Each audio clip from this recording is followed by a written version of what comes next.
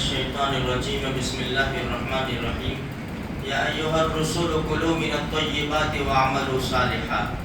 اللہ پاک فرماتے ہیں اے رسولوں کی جماعت پاکیزہ کھانا کھاؤ، نیک عمل کرو. یا ایھا الناس کلوا مما فی الارض حلالا طیبا، اے لوگو پاکیزہ چیزوں میں سے کھانا کھاؤ. ولا تتبعوا خطوات الشیطان، شیطان کی پیروی نہ کرو. اللہ پاک نے حلال کا میدان بالکل کھلا رکھا ہے. انسان حلال کماتا ہے، حلال کھاتا ہے، حلال طریقے پر خرچ کرتا ہے، سکون کی زندگی جیتا ہے. جہاں حرام میں ہاتھ ڈالا اس کی پریشانیاں چالو ہو جاتی ہیں، شروع ہو جاتی ہے. مسلمانوں کا بہت بڑا طبقہ میرے بھائیوں حرام میں پڑا ہوا ہے. اللہ ہم سب کی ہر قسم کے حرام سے حفاظت فرماوے. دیکھو حدیث میں آتا ہے، نبی کریم صلی اللہ علیہ وسلم نے ارشاد فرمایا اللہ پاک پاکیزہ مال کو پسند کرتا ہے. اللہ پاک حرام مال کو پسند نہیں کرتا.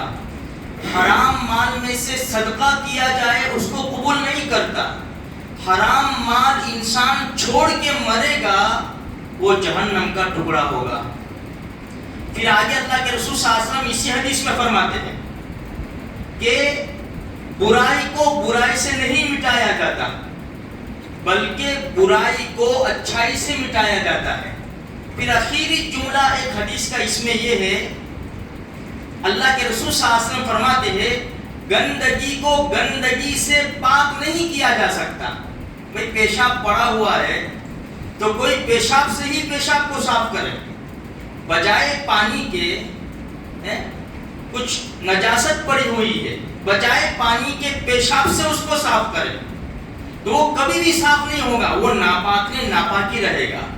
میرے بھائیوں، ہمارے پاس پانی کا گلاس آیا یا پانی کی ڈول آئی وضو کرنے کے لیے، ہماری آنکھوں کے سامنے کسی نے یا جانور نے پیشاب کیا، کچھ چھینٹے چلے گئے پانی کے اندر، بھلا ہماری طبیعت گوارا کرے گی کہ یہ پانی پیے یا یہ پانی سے وضو کرے یا یہ پانی سے غسل کرے؟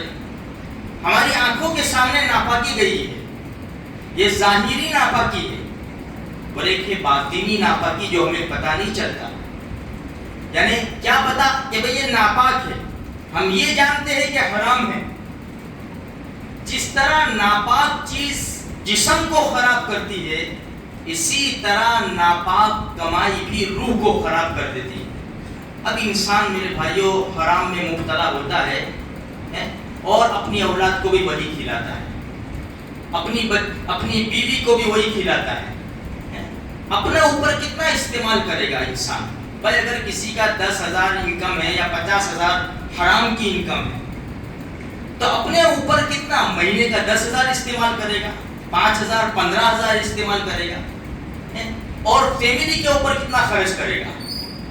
اور معاف کرے اللہ پاک ہم سب کو، یہی حرام کمائی پھر ہم مسجد کی ڈول میں ڈالتے ہیں، یہی حرام کمائی سے روزہ افطار کرواتے ہیں، یہی حرام کمائی سے پھر نیاز کا ہم انتظام کرواتے ہیں. ہم خود بھی اس میں مبتلا ہوتے ہیں اور لوگوں کو بھی مبتلا کرتے ہیں میرے بھائی. اس لیے حلال کا میدان بہت وسیع ہے. صحابہ کرام نے حلال کمایا. بعض مرتبہ انسان ایسا کہہ دیتا ہے مسلمان ہے اب حلال کا زمانہ نہیں رہا بھائی، اب تو ایسا زگ والا کام کرنا ہی پڑے گا تو کمائیں گے. دیکھ وہ حلال کماتے 40 سال سے ان کی یہی دکان ہے. مسلمان اسی بات کرتا ہے. اب تو گیا وہ زمانہ گیا سب، ایسا مسلمان کہہ رہا ہے. بھائی ہم تو مسلمان ہیں یار، ہم تو 24 گھنٹے کے مسلمان ہیں. یہ جو شریعت آئی نا، دین آیا نا، یہ قرآن اور حدیث ہے، یہ قیامت تک ہے، یہ اٹھ نہیں گیا. اس لیے ہم مسلمان ہونے کے ناطے ہمارا ایمان موت تک، بلکہ ہماری موت اسی کے اوپر آئے گی انشاءاللہ. تو میرے بھائیوں فکر کرنی چاہیے.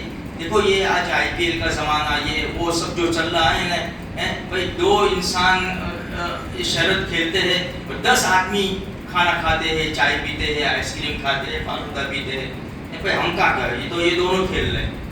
بھائی یہ دونوں کھیل رہے تو حرام کا ادھر سے حرام کا ادھر آیا، تمہاری آنکھوں کے سامنے تو آیا. اب تم کھا رہے پی رہے بھائی کوئی کسی کے پاس پانی کا گلاس آیا اور اس کو اندر پیشاب کا قطرہ چلا گیا، بھائی اس نے خریدا، میں نے نہیں خریدا، اس نے خریدا، لاؤ میں تو پیوں، کون پیے گا؟ تو تھوڑا سا احتیاط کرے، بلکہ تھوڑا سا نہیں پورا احتیاط ہمیں کرنا چاہیے۔ ہر قسم کے حرام سے میرے بھائیوں اپنا آپ کو بچانا چاہیے۔ ہم محنت کریں گے ضرور اللہ پاک دے گا۔ وَمَا مِن دَابَّةٍ فِي الْأَرْضِ إِلَّا عَلَى اللَّهِ رِزْقُهَا، جتنے بھی جاندار زمین میں ہیں سب کی روزی اللہ کے ذمے ہے۔ جب اللہ پاک جانوروں کو دیتا ہے، سانپ بچھو جو ڈسنے والے ہیں ان کو روزی دیتا ہے، چھوٹے چھوٹے کیڑے مکوڑے ان کو روزی دیتا ہے، ہم تو محمد رسول اللہ صلی اللہ علیہ وسلم کی امت ہے، ہمیں کیوں اللہ پاک نہیں دے گا؟ اس لیے ہمیشہ اللہ پاک سے حلال مانگنا چاہیے، اللہ سے دعا بھی کرے، اپنے لیے بھی سارے مسلمانوں کے لیے اللہ حلال نصیب فرماوے اور ہر قسم کے حرام سے ہماری حفاظت فرمائے۔